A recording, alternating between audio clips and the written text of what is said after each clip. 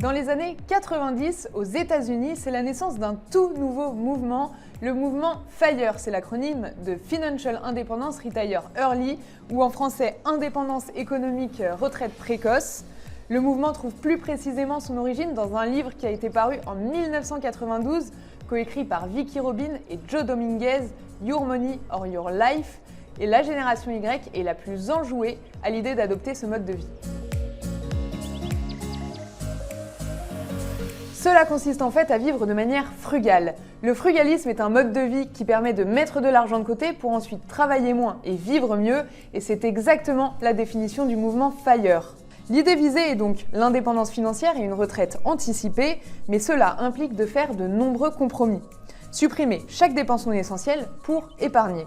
Plus concrètement, on stoppe toutes les sorties, on habite chez ses parents, on ne va plus au resto, et après, quand on a économisé beaucoup d'argent, on l'investit sur des placements rémunérateurs afin de pouvoir vivre des rentes de ceux-ci jusqu'à la fin de sa vie et donc prendre sa retraite en anticipé et si possible avant 40 ans.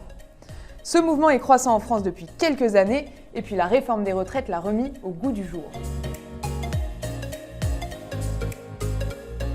Réduire donc son train de vie et ses dépenses, ce qui permet d'augmenter son taux d'épargne, l'idéal étant de dépasser 50%, mais plus précisément de 50 à 80% de son salaire épargné, mettre en place un programme d'investissement performant et une fois retraité, adapter encore son mode de vie pour dépenser moins. Mais attention, cette méthode ne correspond pas à tout le monde. En fait, les petits salaires devront réduire drastiquement leur mode de vie. Imaginons que je gagne 2 000 € et que je doive économiser 50%, ça veut dire qu'il me restera que 1 000 € pour vivre.